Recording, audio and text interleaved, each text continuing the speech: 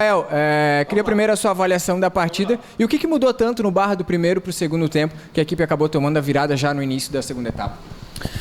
Eu acho que um pouquinho a atitude, né? Não conseguimos repetir nem só no primeiro tempo, mas a gente não conseguiu repetir no segundo tempo que nós fizemos nos jogos anteriores, né? Desde a da rodada do Marcílio Dias. Eu acho que talvez pode ter refletido um pouco o jogo de quinta-feira, né? Um jogo muito desgastante lá em Chapecó, apesar de ter tido todo o suporte para a recuperação dos atletas, mas individualmente eu acho que a gente cometeu alguns erros e isso reflete, né? Então, repensar, corrigir, cabeça no lugar para quarta-feira tentar buscar lá em Brusque o que a gente não conseguiu fazer hoje aqui. O calor hoje de tarde, no início da partida, Rafael, pode também ter sido um fator, já que no primeiro tempo o Barra dominou o Brusque, criou oportunidades e poderia ter matado a partida. Eu acho que não, né? Não dá pra gente dizer que o calor ele nos prejudicou, porque ele tem a mesma temperatura para as duas equipes, né? Eu acho que foi realmente, a gente não conseguiu fazer um bom jogo, não conseguiu encaixar as estratégias que nós tínhamos adotado, não conseguimos desempenhar tudo aquilo que nós tínhamos no intuito de ludibriar o adversário para tentar ampliar o placar, né? Visto que a gente já saiu na frente. Mas é como eu falei, acho que agora é momento de refletir, de pensar para que a gente corrija os erros, junte os cacos da derrota hoje, que é um baque, né? Nós vínhamos de uma sequência boa em casa, mas a gente ainda tem capacidade e muito potencial para buscar o resultado lá em Brusque. Professor Léo Fernandes, da Catarina BC, Menina FM, eu queria que você desse para a gente uma análise da partida e também o que você pretendia com as substituições ao longo do jogo. Eu acho que a pretensão nossa era buscar ter o poder de reação, né? Nós mudamos até o sistema durante o jogo, do que a gente vem habituado a jogar. Tentamos fazer uma formação com 3 atacantes para tentar buscar o empate. Não fomos felizes. Retornamos às nossas ideias principais de jogo para tentar também não ser surpreendido, tomar um gol a mais, porque daí dificultaria muito mais a nossa busca lá em Brusque. Mas é isso aí. Eu acho que a gente tem que pensar para frente, né? Dar moral para os atletas. A gente vem jogando no nosso limite, no teto da performance todos esses últimos jogos. Então é natural que uma hora acontecesse um tropeço, acontecesse uma queda de rendimento. Mas é como eu falei, a gente está vivo, não tem nada de jogar a toalha ainda. Vamos em busca do resultado na quarta para, quem sabe, trazer a classificação para a final para casa. Professor, você falou ali sobre as substituições. No intervalo, tu fez uma opção, né? Depois que tomou a virada, é claro, tu resolveu abrir mais o time. Mas eu queria saber, principalmente, a tua alteração do intervalo, a entrada do Silas no lugar do Gabriel Terra. Assim, o que era teu objetivo com essa alteração? E tu acha que conseguiu mudar alguma coisa, essa mudança ainda no intervalo? Na realidade, foi uma mudança estratégica, né? Foi a saída do Felipe Baiano para o Silas, né? A gente manteve o Terra mais um pouco.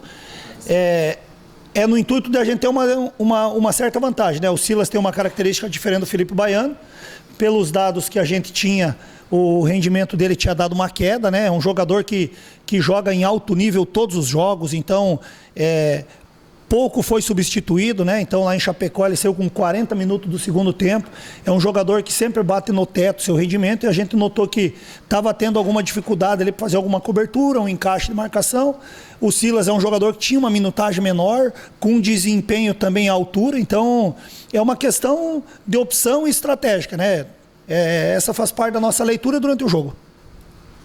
Falando ainda sobre essa semifinal, agora tem um jogo contra o Brusque já na quarta-feira. E o Barra precisa vencer o jogo, né? Um gol para levar para os pênaltis e 2 gols de diferença para o tempo normal. O que dá para fazer diante desse time invicto do Brusque, né? Chegou aí uma marca aí em Campeonato Catarinense, quase 30 jogos sem perder desde o ano passado em Campeonato Catarinense. O que fazer para quebrar essa invencibilidade do Brusque e buscar a vaga inédita na final?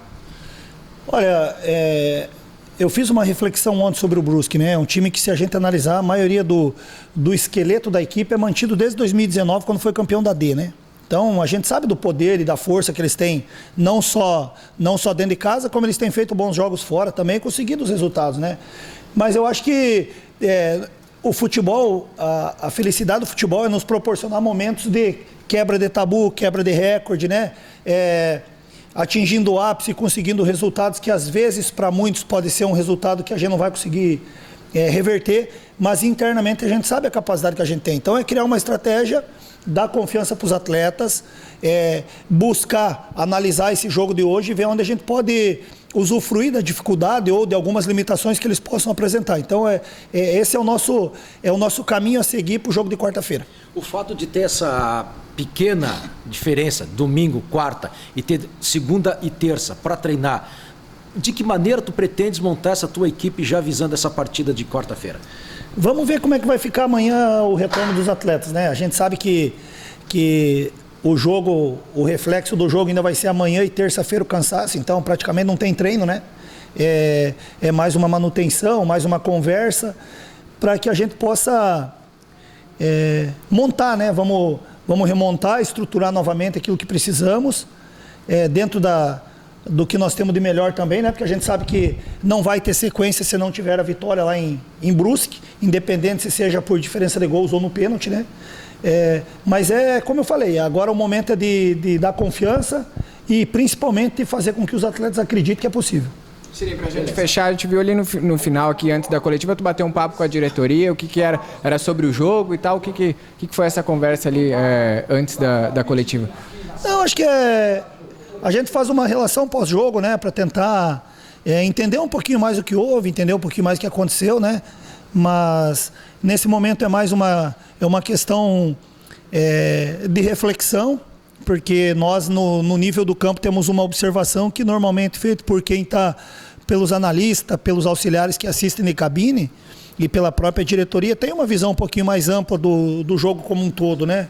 Então a gente procura refletir, conversar, bater um papo para buscar os ajustes necessários para tentar surpreender no próximo jogo.